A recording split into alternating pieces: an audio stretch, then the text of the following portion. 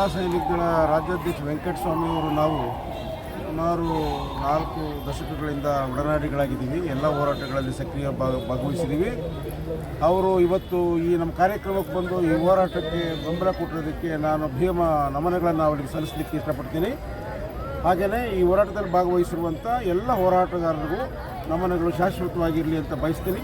ಈ ಹೋರಾಟ ಇಲ್ಲಿಗೆ ನಿಲ್ಲಲ್ಲ, ಈ ಉದ್ದೇಶ ಈಡೇರುವವರೆಗೂ ಮುಂದುವರಿಯುತ್ತೆ ಅನ್ನುವಂಥ ಆಶಯವನ್ನು ನಾನು ವ್ಯಕ್ತಪಡಿಸ್ತೀನಿ. ಪ್ರಮುಖವಾದ ಬೇಡಿಕೆ ರಾಜ್ಯ ಸರ್ಕಾರಕ್ಕೆ, ಮುಖ್ಯಮಂತ್ರಿಗಳಿಗೆ ಭಾಳ ಮುಖ್ಯವಾಗಿರ್ತಕ್ಕಂಥದ್ದು 1989 SC/ST ದೌರ್ಜನ್ಯ ನಿಷೇಧ ಕಾಯ್ದೆ ಏನಿದೆ ಯಥಾವತ್ತಾಗಿ ಜಾರಿಗೊಳಿಸಿವಿ ಎನ್ನುವಂಥದ್ದು ನಮ್ಮದು ಹಕ್ಕೊತ್ತಾಯ. ಇವತ್ತಿನವರೆಗೂ ಈ ಕಾಯ್ದೆಯನ್ನು ಜಾರಿಗೆ ತರುವಂಥ ದಿಕ್ಕಿನಲ್ಲಿ 10% ಕೂಡ ಅವರು ಟಚ್ ಮಾಡಿಲ್ಲ ಆ ಕಾಯ್ದೆಯನ್ನು. ಕೇಂದ್ರ ಸರ್ಕಾರದ ಕಾಯ್ದೆ ಇದು. ಅದಕ್ಕೆ ಆಡೆಡ್ ಆಗಿ ರಾಜ್ಯ ಸರ್ಕಾರವರು ಕೂಡ ಇದನ್ನು ಜಾರಿಗೆ ತರಬೇಕಾಗಿತ್ತು, ತಂದಿಲ್ಲ ಅನ್ನೋ ಕಾರಣಕ್ಕಾಗಿ ನಾವು ಹೋರಾಟವನ್ನು ಸ್ಟಾರ್ಟ್ ಮಾಡಿದ್ದೀವಿ. ಭಾಳ ಮುಖ್ಯವಾಗಿ ರಾಜ್ಯ ಸರ್ಕಾರದ ಕಂಟೆಂಜೆನ್ಸಿ ಯೋಜನೆ 15/1 ಕಂಟೆಂಜೆನ್ಸಿ ಯೋಜನೆ ಇದೆ. ಆ ಕಂಟೆಂಜೆನ್ಸಿ ಯೋಜನೆಯನ್ನು ಯಥಾವತ್ತಾಗಿ ಜಾರಿಗೆ ತಂದಿದ್ದೇ ಆದರೆ ಈ ಪರಾವಲಂಬಿ ಜೀವಿಗಳು, ಸಂತ್ರಸ್ತರು, ಅವ್ರ ಕುಟುಂಬ ಸದಸ್ಯರು, ಅವಲಂಬಿತರೇನಿದ್ದಾರೆ ಅವರಿಗೆಲ್ಲ ಸ್ವಾವಲಂಬಿ ಬದುಕುಗಳನ್ನು ಕಟ್ಕೊಳ್ಳಿಕ್ಕೆ ಸಾಧ್ಯವಾಗುತ್ತೆ. ಅದೊಂದೇ ಪರ್ಯಾಯ ಮಾರ್ಗ. ಆ ಕಾರಣಕ್ಕಾಗಿ ಆ ಸೆಕ್ಷನನ್ನು ಜಾರಿಗೊಳಿಸುವವರೆಗೂ ನಾವು ಹೋರಾಟವನ್ನು ಮುಂದುವರಿಸ್ತೀವಿ ಅಂತ ಈ ವೇದಿಕೆ ಮೂಲಕ ಹೇಳಕ್ಕೆ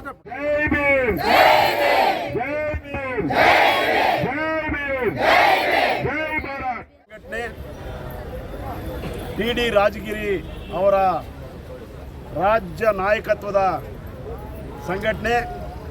ಈ ಸಂಘಟನೆಯ ಅನಿರ್ದಿಷ್ಟಾವಧಿ ಧರಣಿ ಸತ್ಯಾಗ್ರಹ ಫ್ರೀಡಂ ಪಾರ್ಕಲ್ಲಿ ಏನು ನಡೀತದೆ ಅದಕ್ಕೆ ಸಮತಾ ಸೈನಿಕ ದಳ, ರಿಪಬ್ಲಿಕನ್ ಪಾರ್ಟಿ ಆಫ್ ಇಂಡಿಯಾ ಮತ್ತು ದಲಿತ ಸಂಘಟನೆಗಳ ಒಕ್ಕೂಟ ಸಕ್ರಿಯವಾಗಿ ಬೆಂಬಲಿಸಿ ಇವತ್ತು ನಾನು ಇಲ್ಲಿ ಭಾಗಿಯಾಗಿದ್ದೇನೆ. ನಾನು ಡಾಕ್ಟರ್ ಎಂ ವೆಂಕಟಸ್ವಾಮಿ, ಸಮತಾ ಸೈನಿಕ ದಳದ ರಾಷ್ಟ್ರೀಯ ಅಧ್ಯಕ್ಷ, ರಿಪಬ್ಲಿಕನ್ ಪಾರ್ಟಿ ಆಫ್ ಇಂಡಿಯಾದ ರಾಷ್ಟ್ರೀಯ ಕಾರ್ಯಾಧ್ಯಕ್ಷ ಮತ್ತು ದಲಿತ ಸಂಘಟನೆಗಳ ಒಕ್ಕೂಟದ ಅಧ್ಯಕ್ಷ. ಟಿ.ಡಿ. ರಾಜಗಿರಿ ಹುಟ್ಟು ಹೋರಾಟಗಾರ. ದಲಿತ ಸಂಘರ್ಷ ಸಮಿತಿಯಲ್ಲಿ ಪ್ರಾರಂಭ ಮಾಡಿದಂಥ ತನ್ನ ಹೋರಾಟದ ಪಯಣ ಇದುವರೆಗೂ ಕಳೆದ 4 ದಶಕಗಳಿಂದ ಮುಂದುವರಿತದೆ, ಇವತ್ತು ಮುಂದುವರೆದಿದೆ. ಫ್ರೀಡಂ ಪಾರ್ಕಲ್ಲಿ ಈ ಹಿಂದೆ ಯಾರ್ಯಾರು ಇವರ ನೇತೃತ್ವದಲ್ಲಿ ಹೋರಾಟ ನಡೆಸಿದ್ರೋ ಆ ಫಲಾನುಭವಿಗಳೆಲ್ಲ ಇಲ್ಲಿ ಹೆಚ್ಚಿನ ಸಂಖ್ಯೆಯಲ್ಲಿ ಮಹಿಳೆಯರು ಬಂದಿದ್ದಾರೆ. ಅವರೆಲ್ಲರಿಗೂ ನಾನು ಅಭಿನಂದನೆ ಹೇಳಿ, ಭಾಳ ಪ್ರಮುಖವಾಗಿ ಇವರು ಸುಮಾರು 9 ಅಂಶಗಳ ಬೇಡಿಕೆಗಳನ್ನು ಇಟ್ಟಿದ್ದಾರೆ. ಅದು ಕರಪತ್ರ ತಮಗೆಲ್ಲ ಕೈಯಲ್ಲಿದೆ, ಮನವಿ ಪತ್ರ ಇದೆ. 9 ಅಂಶಗಳ ಈ ಬೇಡಿಕೆಗಳನ್ನು ರಾಜ್ಯ ಸರ್ಕಾರ ಈಡೇರಿಸಬೇಕು.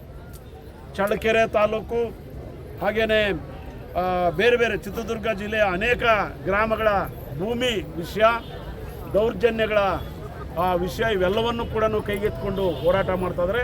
ಅದ್ರ ಜೊತೆಗೆ ವಸತಿ ಹಾಸ್ಟೆಲ್ಗಳಲ್ಲಿ,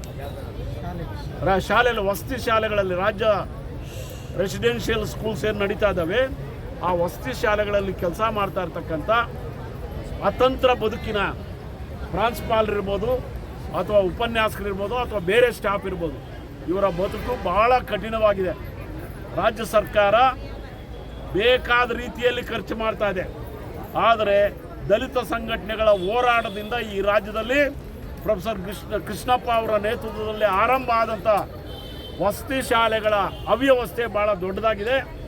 ಅದರಲ್ಲಿ ಕೆಲಸ ಮಾಡ್ತಾ ಇರ್ತಕ್ಕಂಥ ಏನು ಹಂಗಾಮಿ ಅಂತ ಹೇಳ್ಬೋದು, ಅವ್ರನ್ನ ಹೊರಗುತ್ತಿಗೆ ಅಂತ ಹೇಳ್ಬೋದು, ಅಥವಾ ಕಾಂಟ್ರಾಕ್ಟ್ ಲೇಬರ್ ರೀತಿಯಲ್ಲಿ ದುಡಿಸ್ಕೊತಾ ಇರ್ಬೋದು. ಆ ರೀತಿಯಲ್ಲಿ ಕೆಲಸ ಮಾಡ್ತಾ ಇರ್ತಕ್ಕಂಥ ಎಲ್ಲ ಏನು ಪ್ರಾಂಶುಪಾಲರು ಮತ್ತು ಉಪನ್ಯಾಸಕರಿಗೆ ಕೃಪಾಂಕ ಕೊಡಬೇಕು. ಅವರ ಜ್ಯೇಷ್ಠತೆ, ಸೇವಾ ಜ್ಯೇಷ್ಠತೆಗೆ ಕೃಪಾಂಕ ಕೊಡಬೇಕು ಮತ್ತು ಕಾಯಂ ಮಾಡಬೇಕು ಅನ್ನೋ ಬೇಡಿಕೆ ಕೂಡ ರಾಜಗಿರಿ ಅವರು ಮುಂದಿಟ್ಟಿದ್ದಾರೆ. ಬಹುಶಃ ಮುಂದಿನ ದಿನಗಳಲ್ಲಿ ಈ ಧರಣಿ ಮೂಲಕ ರಾಜ್ಯ ಸರ್ಕಾರಕ್ಕೆ ಕೊಡ್ತಕ್ಕಂಥ ಎಚ್ಚರಿಕೆ ಏನಂತ ಹೇಳಿದ್ರೆ, ಈ ಬೇಡಿಕೆಗಳನ್ನು ಈಡೇರಿಸಲಿಲ್ಲ ಅಂತ ಹೇಳಿದ್ರೆ, ಮುಖ್ಯಮಂತ್ರಿಗಳೇ, ಸಮಾಜ ಕಲ್ಯಾಣ ಸಚಿವರೇ, ಮುಖ್ಯವಾಗಿ ಈ ಬೇಡಿಕೆಗಳನ್ನು ಈಡೇರಿಸಲಿಲ್ಲ ಅಂತ ಹೇಳಿದ್ರೆ ರಾಜ್ಯದಲ್ಲಿ ಇವತ್ತು ಹೋರಾಟ ನಿರಂತರವಾಗಿ ಹೋರಾಟ ಮಾಡ್ತಾ ಇರ್ತಕ್ಕಂಥ ಎಲ್ಲ ದಲಿತ ಸಂಘಟನೆಗಳು, ದಲಿತ ಸಂಘರ್ಷ ಸಮಿತಿ, ಪ್ರೊಫೆಸರ್ ಬಿ ಕೃಷ್ಣಪ್ಪ ಸ್ಥಾಪಿತ ಸಂಘಟನೆಗೆ ಸಕ್ರಿಯವಾಗಿ ಬೆಂಬಲಿಸೋದೆಲ್ಲ ಆ ಬೇಡಿಕೆಗಳನ್ನು ಈಡೇರಿಸೋದಕ್ಕೆ ಎಲ್ಲ ರೀತಿಯ ಸರ್ವಸಮ್ಮತ ಹೋರಾಟವನ್ನು ಮುಂದುವರಿಸಬೇಕಾಗತ್ತೆ ಅನ್ನೋ ಎಚ್ಚರಿಕೆಯನ್ನು ಈ ಮೂಲಕ ಹೇಳಕ್ಕೆ ಇಷ್ಟಪಡ್ತಾ ಇದ್ದೀನಿ. ನನ್ನ ಜೊತೆಯಲ್ಲಿ ಇವತ್ತೇನು ರಾಜಗಿರಿ ಅವರು ಈ ಹೋರಾಟವನ್ನು ಮುಂದುವರಿಸ್ತಾ ಇದ್ದಾರೆ.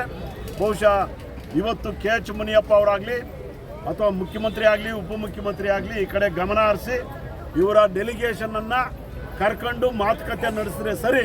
ಇಲ್ಲ ಅಂತ ಹೇಳಿದ್ರೆ ನಾಳೆಯಿಂದ ಬೇರೆ ಬೇರೆ ದಲಿತ ಸಂಘಟನೆಗಳು ಬಂದು ಇದೇ ಪೆಂಡಾಲಲ್ಲಿ ಕೂತ್ಕೊಂಡು ಅನಿರ್ದಿಷ್ಟಾವಧಿ ಹೋರಾಟವನ್ನು ಮುಂದುವರಿಸಬೇಕಾಗತ್ತೆ ಅನ್ನೋ ಎಚ್ಚರಿಕೆಯನ್ನು ಕೊಡ್ತಾ ಇದ್ದಾರೆ.